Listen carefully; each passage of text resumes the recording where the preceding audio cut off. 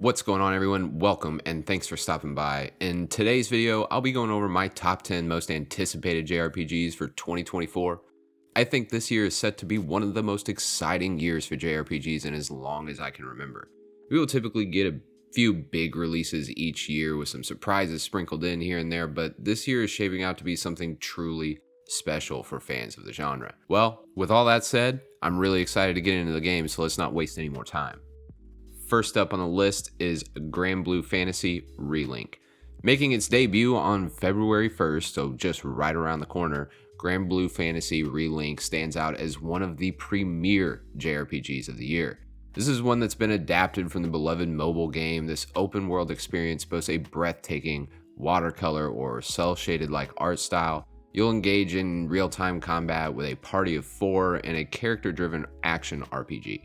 The game offers a super diverse roster of characters, each equipped with unique weapons, skills, and a variety of combat styles.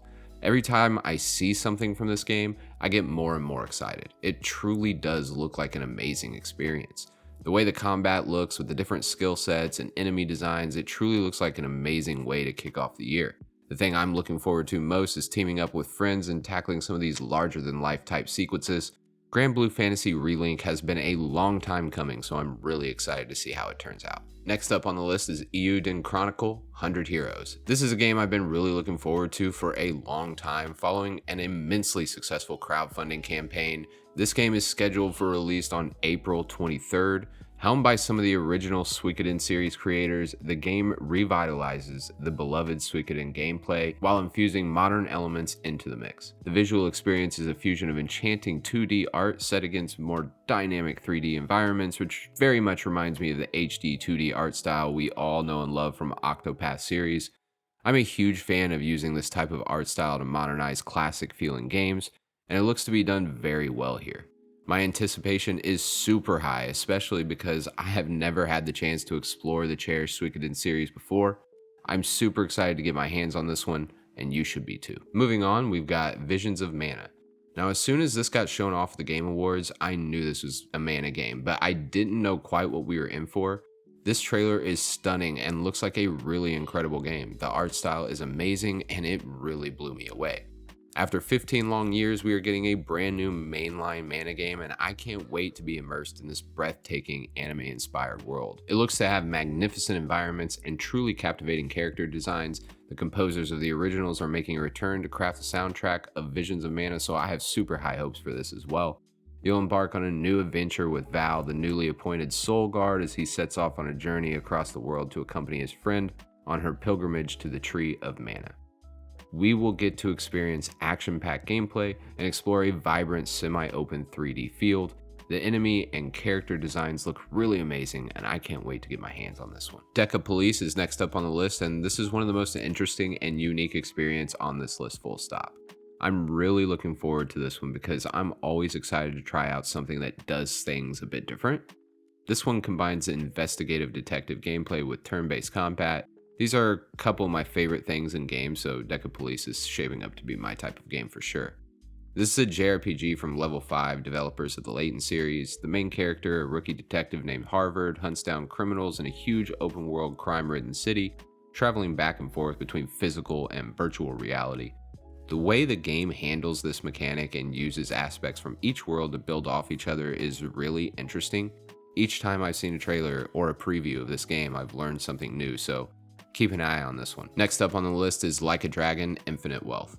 Now, Yakuza Like a Dragon was a huge surprise for me when I first played it. My expectations were not super high for that game, but I really wanted to give it a go and see what it had to offer because it released back when current gen consoles first came out. I'm really happy I gave it a go because it is absolutely incredible and it's definitely one of my favorite Yakuza games. Infinite Wealth is coming as a direct sequel and looks to build off what made the first one so great. The turn-based combat, the story, the side activities, and the characters all will make for a really memorable experience. These games are known for their incredible side activities. I mean, I got completely absorbed by the business sim game in the first game, and there looks to be some sort of Pokemon-like minigame in this one, so I'm sure I'll find a way to get completely wrapped up in that too. There's a lot of cool upgrades to this, and we won't have to wait long because this one's right around the corner, releasing later this month. All right, moving up to the top 5, and at the number 5 spot, I've got Dragon's Dogma 2, and I had no clue how cool this game would be, but once it was revealed and finally shown off at Capcom's presentation, I knew that this was going to be an epic RPG.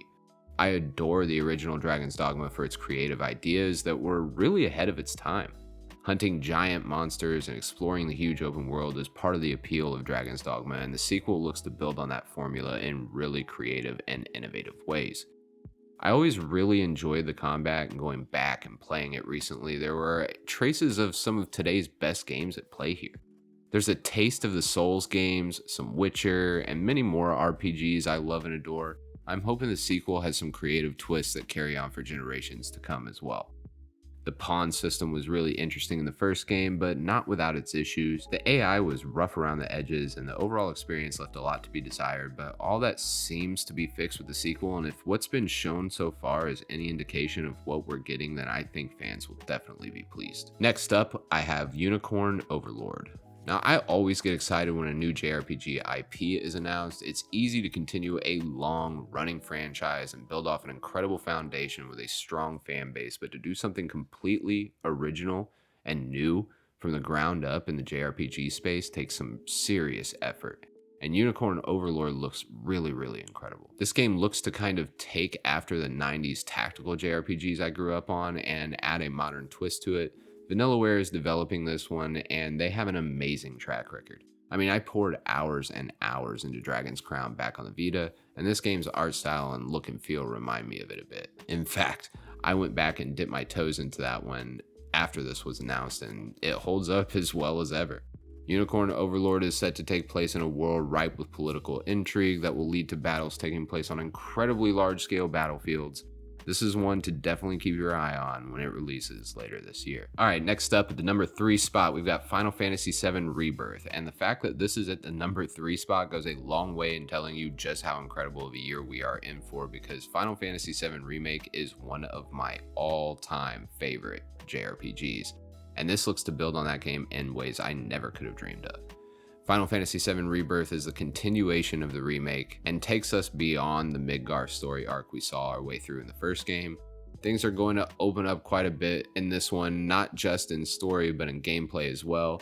In this sequel, Cloud's journey unfolds in an expansive open world setting, promising increased exploration with, I'm sure, plenty of engaging side quests. I really can't wait to see what this game has to offer, and we won't have to wait long for it because it's right around the corner. All right, next up is Persona 3 Reload, and this is a game I've been waiting so eagerly for. It has been ages since I've played Persona 3, and I loved every minute of it. In fact, my major gripes with the game were more technical and how it aged, so I'm excited to see the remake and see if it can resolve and address all of those things in a variety of creative ways. Persona 3 is a special game to me. It really took the series in the direction we recognize it for today and helped it gain its identity. There's a lot of aspects of its story and characters that really resonated with me. While I typically juggle between 4 and 5 on which one is my favorite in the series, I'm hoping this Persona 3 remake changes that. I also hope to see this gain a lot of success so we can perhaps get a nice remake of 4 as well. I would really love to see 3, 4, and 5 shine in this new coat of paint and remain as timeless as ever for generations to come. All right, at the number 1 spot, my most anticipated game of the year and probably of all time right now is Metaphor ReFantazio. Look, this game looks unbelievable, and with the developers they have on this project and from what we've seen of it so far, I expect nothing short of greatness. Each time I see this game, I see something new and interesting that piques my interest in a completely new way. We've got the team that brought us Persona 3, 4, and 5, as well as some of the SMT titles, so Metaphor is definitely in good hands. This game seems to carry mechanics from Persona games, carrying over some of this life sim mechanics, which I'm fond of and really looking forward to seeing the new ways in which they implement these. Atlas revealed the story for this game, and it sounds really unique. The story revolves around the death of a king and what happened in a mess that's left behind. In this world that takes the form of a tournament, the winner will be named as the new ruler of the kingdom. This game truly looks like nothing I've ever seen before from a combat perspective. From the brief glimpses of gameplay, it looks like a mix of different mechanics, and they kind of change up on the fly. In the trailer, I'm seeing action-based and turn-based combat, so I'm interested to see how this is implemented. I love the character and enemy designs, and the animations and the combat sequences all look to be coming together really nicely. This is easily the most exciting game for 2024 for me, and it's not really close. This is why I love JRPGs, and I have extremely high hopes for this one. Alright everyone, that's it for my list of most anticipated JRPGs of 2024. Like I said before, this year is shaping up to be one of the most exciting years for JRPGs for as long as I can remember, and we are getting started really early with Infinite Wealth and Persona 3 Reload right around the corner. There's a ton to look forward to, and if there's any games that didn't make this list, then please do let me know in the comments below, and until next time, I'm out.